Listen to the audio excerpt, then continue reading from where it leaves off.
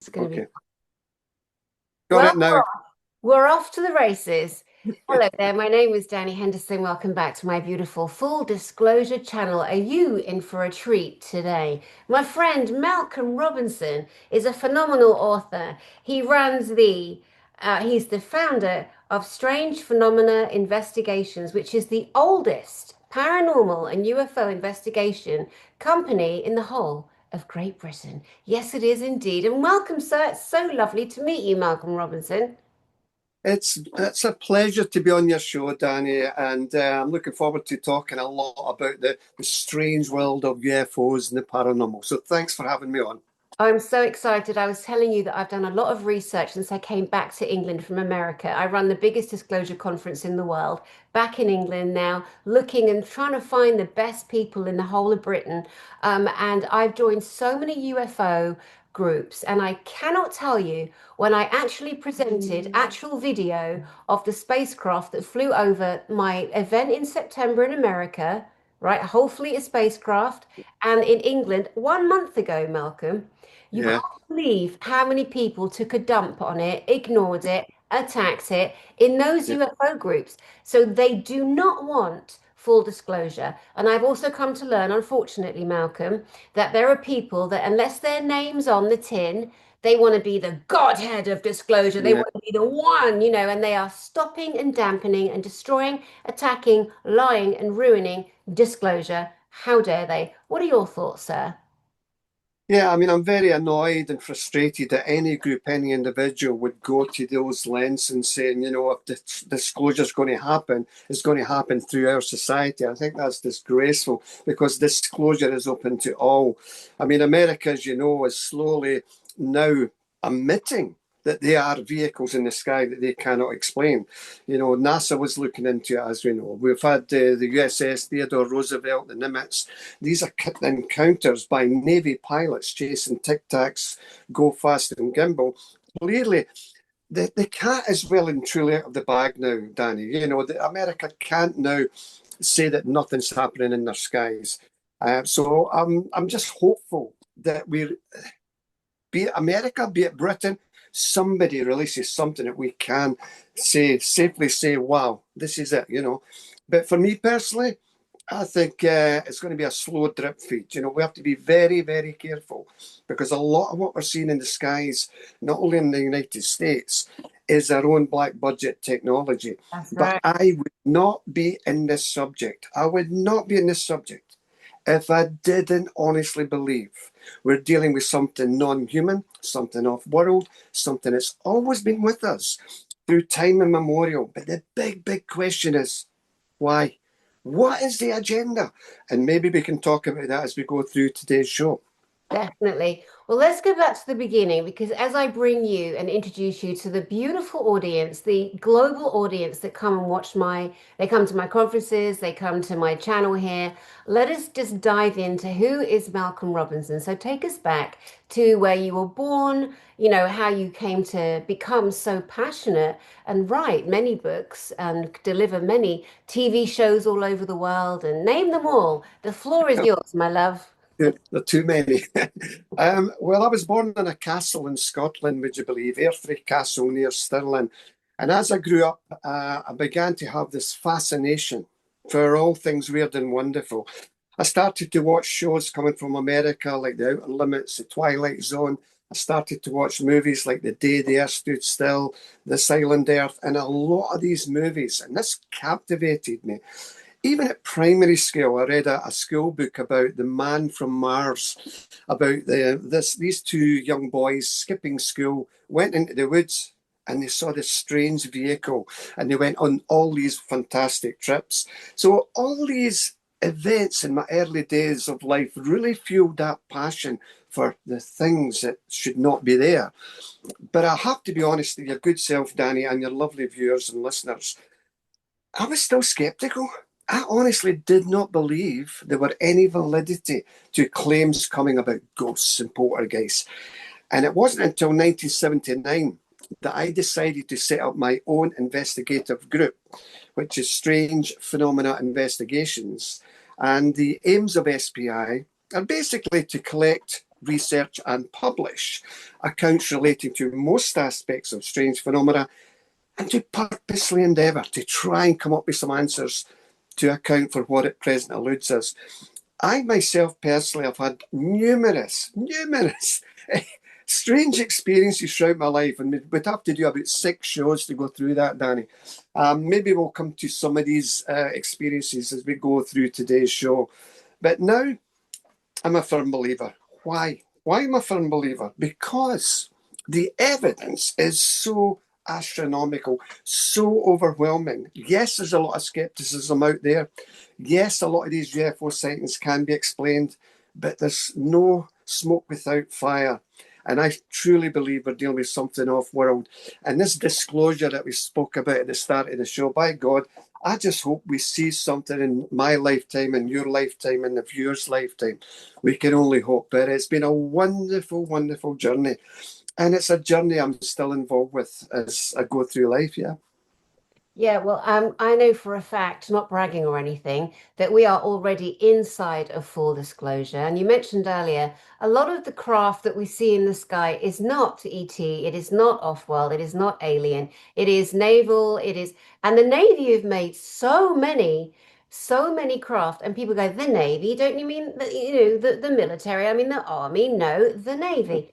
Over Eastbourne, a beautiful TR-3B, a triangular craft, came spinning its lights. We all saw it. There were 2,000 people there watching this TR-3B. We proved again that the people we work with off planet, the Galactic Federation of Worlds, which sounds like bollocks, it sounds like Star Trek, but it's not, it's Yeah, reality.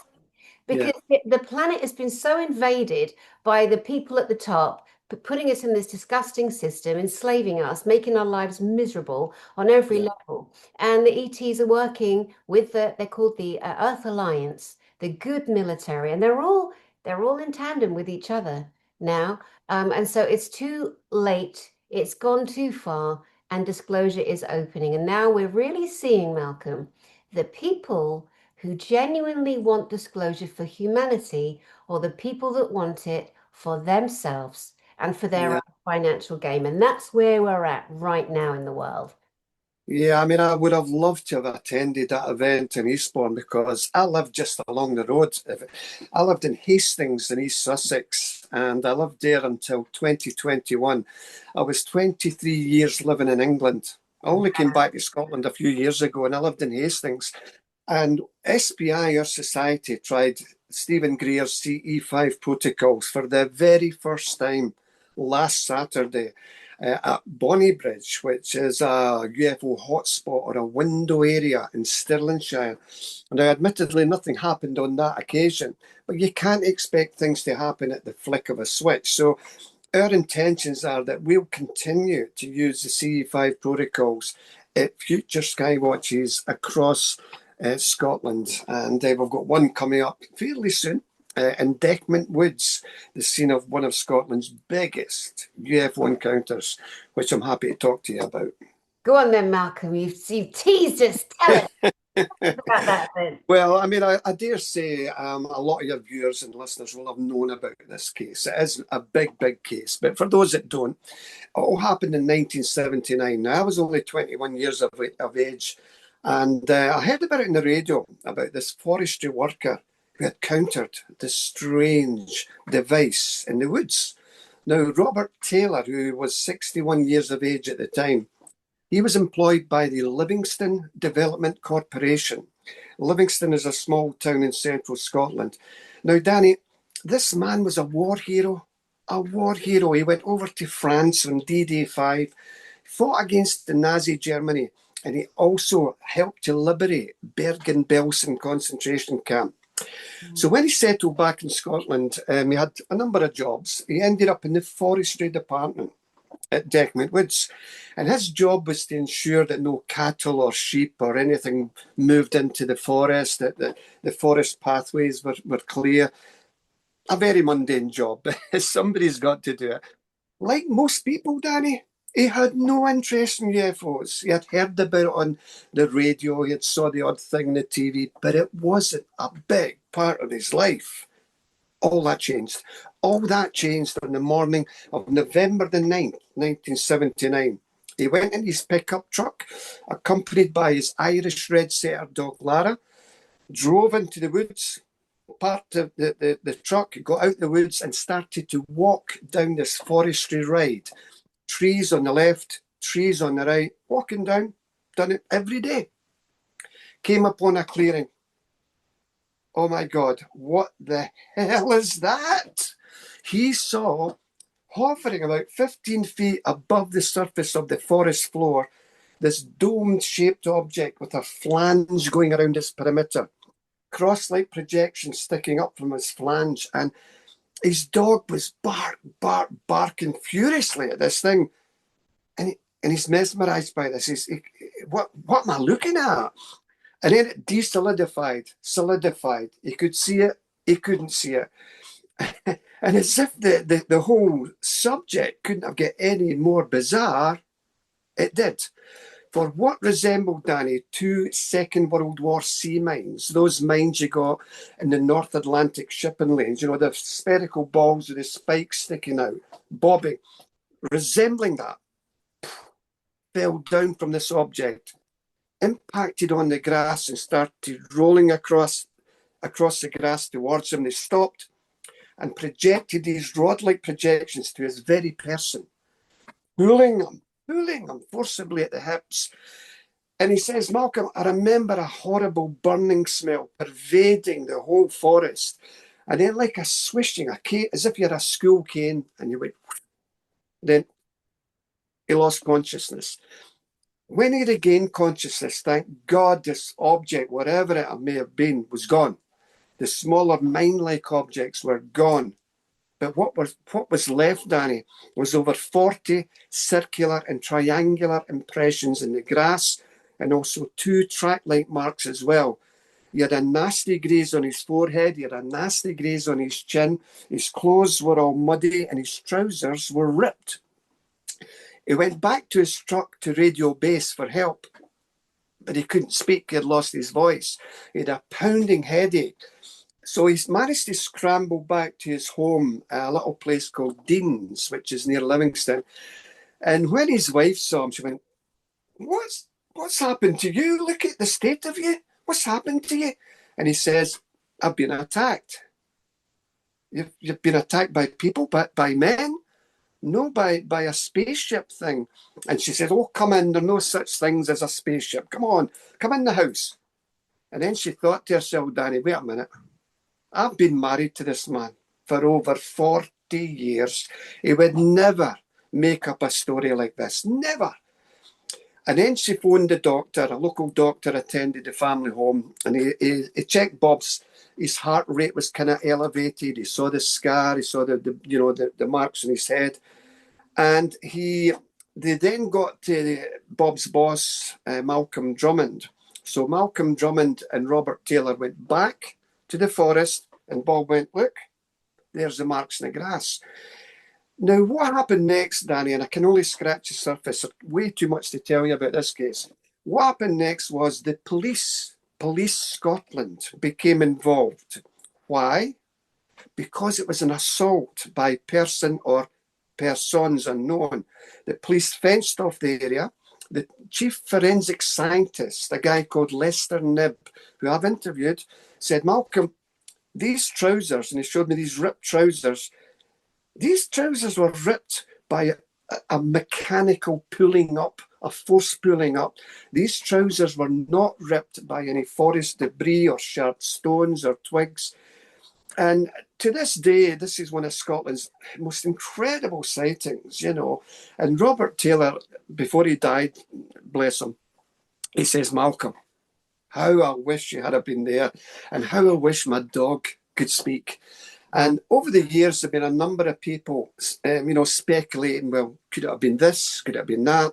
And when I wrote my book about this case, I always like to look over the fence and give what the skeptics would say. And I always do that with any book, because if I don't, the skeptics will say, oh, you never thought about that. You never thought about this. Yeah. There have been some crazy theories to explain this encounter, such as the poisonous berry Atropa belladonna.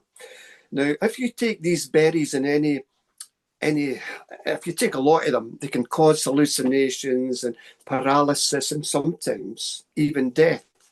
There's no evidence, no evidence of a tropa belladonna in Dechmont Woods. And just before I close this particular story, I'd just like to say that in 1993, with the help of the Livingston Development Corporation, we got a large stone placed in the area and a brass plaque to commemorate that. Then maybe about 5 years ago, we got the West Lothian Council to put signage, UFO way, just like Rendlesham Forest, signage all around the forest with a great big board at the site. The reason we did this, Danny, is because people were coming from all over the world trying to find this location, and they couldn't find it. So once that signage was up, it was there. So, it's a massive case, and I've only scratched the surface, but it just shows you that Scotland as a nation has been touched by the UFO presence. I honestly believe that what Robert Taylor saw was something off this world. He was either in the right place at the right time or the wrong place at the wrong time. And it's so puzzling, why these things happen to people just like Robert, a normal guy. Yeah, it sounds like a failed abduction attempt, a really aggressive abduction attempt. Yeah, Not even the ETs beaming down. Just the little I know about what you shared, I might suggest that they were potentially grey ETs because they were very much abducting humans during those years. And it's amazing that he survived that. Now, did he suggest to you or show anyone any specific markings on his body? Any. You mentioned there were triangular marks in the grass around him. Often the abductees have different marks on their bodies. Did he have any such marks anywhere?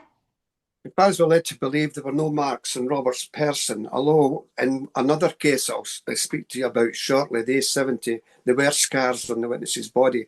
But with Robert Taylor, as far as we know, and I've spoke to his family as well, there were no scars there. I did suggest the possibility of hypnosis, but prior to my suggestion, somebody else got to Robert first. It was a stage hypnotherapist, Oh, a God. Glasgow guy by the name of Robert Halpern, who's since passed away. And the story I learned was that they took Robert Taylor back to that morning of November 9th, walking down the path, seeing a UFO, and bang, total blackness. And in the A70 case, there was hypnosis used. We'll speak about that shortly. And a typical abduction scenario unfolded. Sadly, Robert's no longer with us. He's in spirit. And it makes me wonder, as your suggestion there, Danny, could he have been abducted? Well, why go to all that trouble just to scare a guy? Maybe there was something more to it, which I evidently think there was, yeah.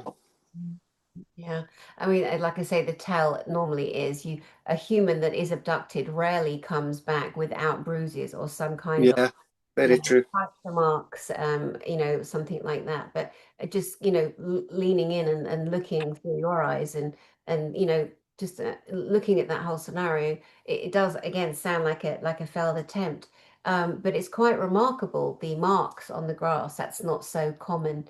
But I think over the years, well, I know that the malevolent ETs got a lot more confident using different technology to abduct humans, which they no longer are doing at this time. Yeah, yeah, Big yeah, concern. Oh, you know that too. That's great. They're not abducting like they were, and neither are the reptilians. And for people that come across people like you and me, that they're like cuckoo, and I'm like, I'm so over it now. I'm like, honey, I send you love. I'm moving on. We don't. I don't bother to explain anymore at this stage of disclosure.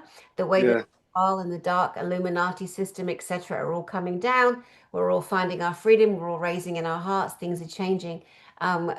People like you out there are being listened to more. I'm being listened to more. My colleagues are being listened to more, and it's wonderful, wonderful.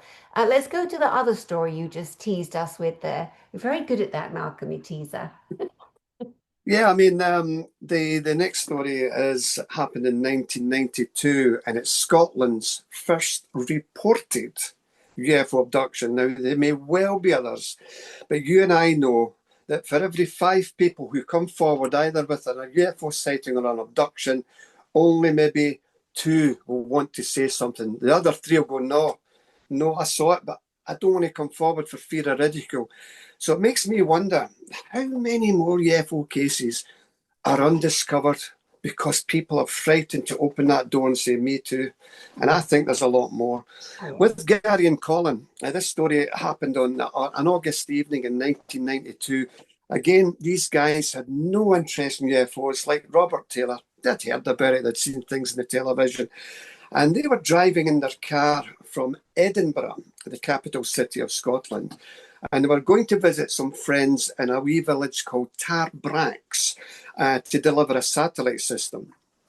Now, when you leave the built-up city of Edinburgh with the concrete buildings and everything, and you move out of the Edinburgh, you go along the A70 road. Eventually, that takes you out to fields as far as the eye can see.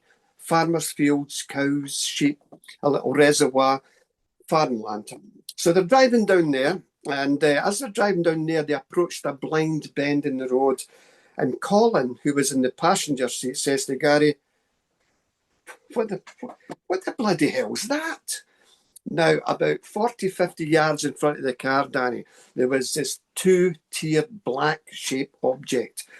Shiny black, hovering above this. And this is a small road. I mean, it's not a very well-travelled road. You know, it's not a big major road. And it was hovering there.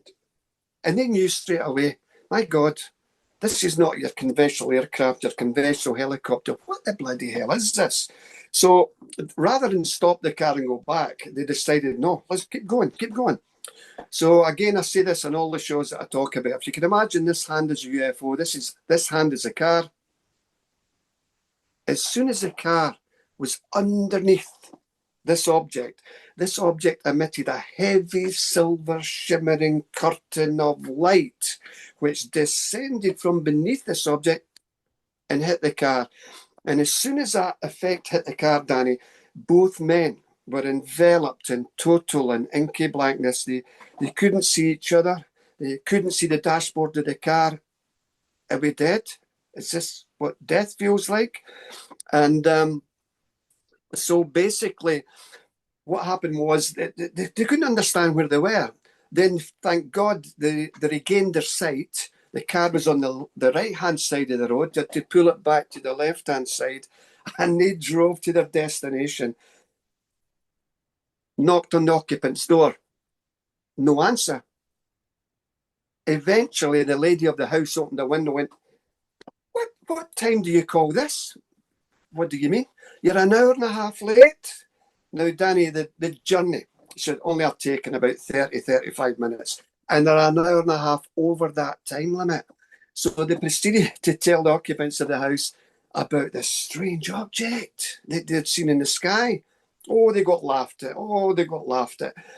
Now, that night and subsequent nights thereafter, they had strange dreams of these small grey beings. We call them the greys, as you know, 3.5, 4 feet tall, pear-shaped heads, black inky almond-shaped eyes, grey, bluey, translucent skin, no sign of any genitalia, 3 or sometimes 4 fingers, came into their dream world.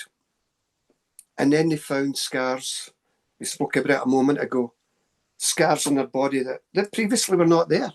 Scoop-like mark scars, fresh scars. We all go into the shower, we go into the bathroom, and we know our bodies. Well, where did this come from?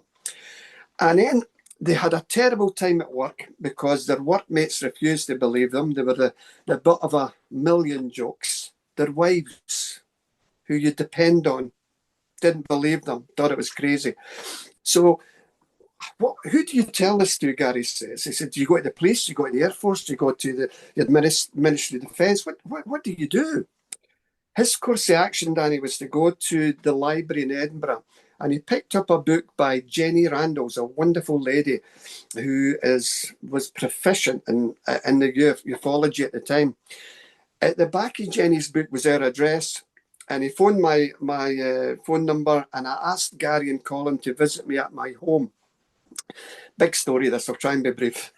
And so I sat them down at home and listened to the tale that they had to tell. And then I said, guys, do you want to go under hypnotic regression just to see if perhaps It's like perhaps something else may have transpired that night. Maybe not, but would you be happy, Malcolm? We'll try anything. We need to know what's going on. We desperately need to know because everybody's laughing at us. I says, guys, hypnosis is not the be-all and end-all. What do you mean? People can try and please the hypnotherapist. People can lie under hypnosis. It may be some form of cryptonesia. What do you mean? Well, cryptonesia is something you may have read as a small boy growing up, a fantasy, for instance, a book fantasy, and somehow that surfaces in your mind and it makes you think you were that person. But I'm not saying that that's what happens. So anyway, long story short, Malcolm, let's do it. We used a qualified hypnotherapist. We took Gary and Colin individually back to that August evening of 1992, and a typical abduction scenario unfolded with differences. They always remember the conscious recall was always just seen as black two-tier disc. That was a conscious recall. Under hypnosis, this is the story that they told. The car was stopped. Approaching the car was 4 or 5 small grey beings that were taken out of the car. Now, there's some differences with this case to European cases, Dani. One of the differences is bizarre. Gary was placed on a free-floating stretcher. None of the greys were holding it. It was free-floating. And they were taking, presumably, towards this craft. The interior of this craft was silvery, a silvery polished, highly polished surface. The temperature was cool, not hot, not cold, but cool. Gary found himself completely naked, lying on this flat raised table. He says, Malcolm, I couldn't move a muscle. I could only move my eyes. I desperately wanted to punch one of these small grey beings, but I couldn't do anything. I was immobilized. And he said he saw this. It was like a black lens-shaped device, free floating in the air about three feet above him. Looking at what purpose does that serve? And then there was a can-shaped device. If you can imagine just an ordinary can of beans, Dani, but make that 3 feet high, right? And that came up from the floor. And of course, he's looking, and it came up to the side of his head and started spinning and spinning around. We can only surmise that maybe was some form of medical device. I can only speculate. On another occasion, under hypnosis, he recalls seeing 2 grey beings at the foot of his bed, one of whom was holding like a pendulum-like device, an orange light pendulum, and moving around his body. And he says, Malcolm,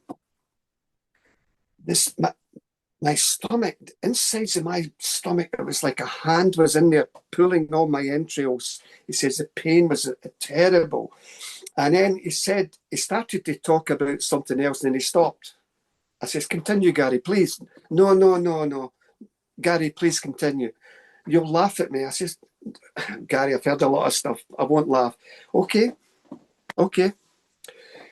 As I was lying on this flat table, I looked down to my left, and sitting on the floor was a naked female. She was about 16, 17 years of age.